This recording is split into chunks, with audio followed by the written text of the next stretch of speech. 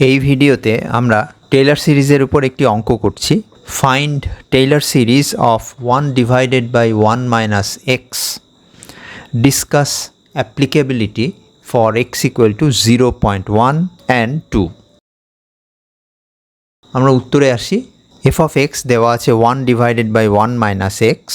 আমরা power series expansion হিসাবে F of এক্সকে লিখছি summation n equal to 0 to infinity cn x two the power n, এবং যদি এক্সপ্যান্ড করে লিখি তাহলে আসবে c0 plus c1 x plus c2 x square plus c3 x cubed plus c4 x two the power 4 plus etcetera up to infinity. আমরা এক্সের জায়গায় যদি 0 বসাই তাহলে পাই F of 0 equal to 1 divided by 1 minus 0। আর যে পাওয়ার সিরিজটি রয়েছে ডান দিকে, সেই পাওয়ার সিরিজের প্রথম টার্ম ছাড়া আর প্রতিটি টার্মে এক্স রয়েছে, সুতরাং সেগুলি সব শূন্য হয়ে যাচ্ছে, শুধু c0 বেঁচে থাকছে। অতএব c0 ইকুয়াল টু 1 এটি আমরা পাচ্ছি। এবার আমরা এফ অফ এক্সের ফার্স্ট ডেরিভেটিভ বের করছি, যেটিকে আমরা বলছি f1x। এটি হলো ddx of F of x. F of এক্সের মান হচ্ছে 1 ডিভাইডেড বাই 1 মাইনাস এক্স। আবার যেহেতু এফ অফ এক্স একটি পাওয়ার সিরিজ, সুতরাং ফার্স্ট ডেরিভেটিভটি হবে ddx অফ ওই পাওয়ার সিরিজ, অর্থাৎ c0 প্লাস c1x ইত্যাদি। ডেরিভেটিভ নিলে পাই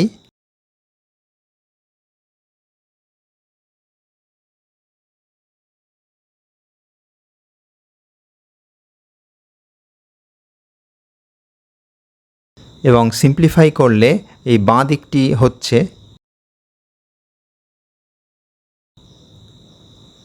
এবার আমরা x ইকুয়াল টু 0 বসাচ্ছি, তাহলে f10 হচ্ছে 1 ইকুয়াল টু c1।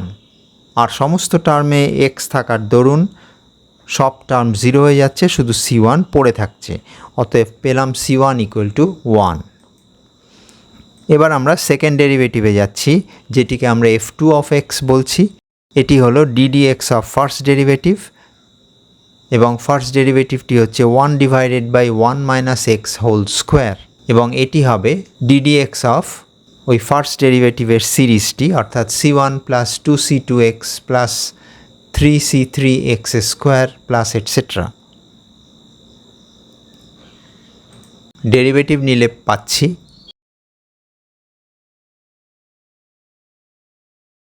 এবং সিম্পলিফাই করলে পাচ্ছি 2 divided by 1 minus x whole cubed. আগের মতন আবার x ইকুয়াল টু 0 বসাতে হবে, তাহলে আমরা পাচ্ছি f20 ইকুয়াল টু 2। আর ডান দিকের যে সিরিজ, সেখানে শুধু প্রথম টার্ম থাকবে, যেটি হলো 2c2, আর সমস্ত টার্মে x থাকার দরুন শূন্য হয়ে যাবে, অতএব আমরা পাচ্ছি c2 equal to 1। Third derivative f3 of x হচ্ছে ddx অফ সেকেন্ড ডেরিভেটিভ, যার মান হলো 2 divided by 1 minus x whole cubed. এটি হলো ddx অফ সেকেন্ড ডেরিভেটিভের সিরিজ, অর্থাৎ ডেরিভেটিভ নিলে আমরা পাচ্ছি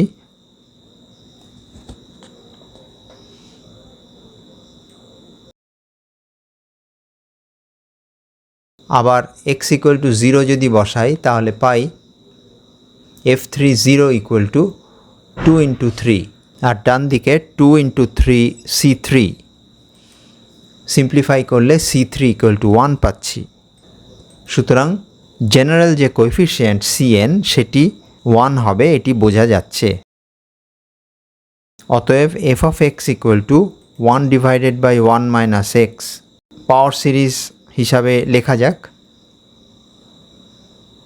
এবার সহগগুলির মান যদি বসাই, সব সহগ হলো 1, সুতরাং আমরা পাচ্ছি 1 plus x square plus x cubed plus et cetera, এবং সামেশন হিসাবে লিখলে আমরা পাই summation n equal to 0 to infinity x to the power n। এটি হলো 1 ডিভাইডেড বাই 1 মাইনাস এক্সের টেইলর সিরিজ এক্সপ্যানশন, এবং এই এক্সপ্যানশনটি করা হয়েছে x ইকুয়াল টু 0-র অ্যাবাউটে, কারণ ডান দিকে এক্সের পাওয়ার শুধু রয়েছে, অর্থাৎ x মাইনাস 0-র পাওয়ার রয়েছে। সুতরাং এক্স ইকুয়াল টু 0কে কেন্দ্র করে পাওয়ার সিরিজটি ধরা হয়েছে। যদি এক্স ইকুয়াল টু 0.1 নেওয়া হয় তাহলে পরে লেফট হ্যান্ড সাইডের মান আসছে 1.1111 এটসেট্রা। রাইট হ্যান্ড সাইড হলো একটা infinite series 1 plus x plus x square plus etcetera. এক্সের জায়গায় 0.1 বসালে পাই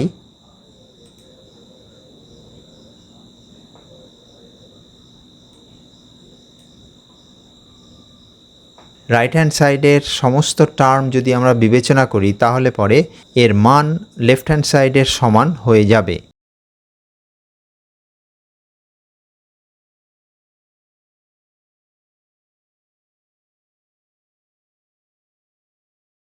প্রয়োজন মতো আমরা অ্যাপ্রক্সিমেশনটা করি। এক ঘরে সন্তুষ্ট থাকলে উত্তর হবে 1.1।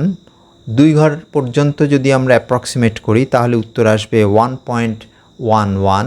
ডেসিমেলের পরে 3 ঘর পর্যন্ত যদি আমরা নিই তাহলে পরে উত্তর আসবে 1.111 ইত্যাদি। অর্থাৎ we approximate according to our need. এবার এক্স ইকুয়াল টু 2 আমরা বিবেচনা করছি। লেফট হ্যান্ড সাইডের মান আসছে -1,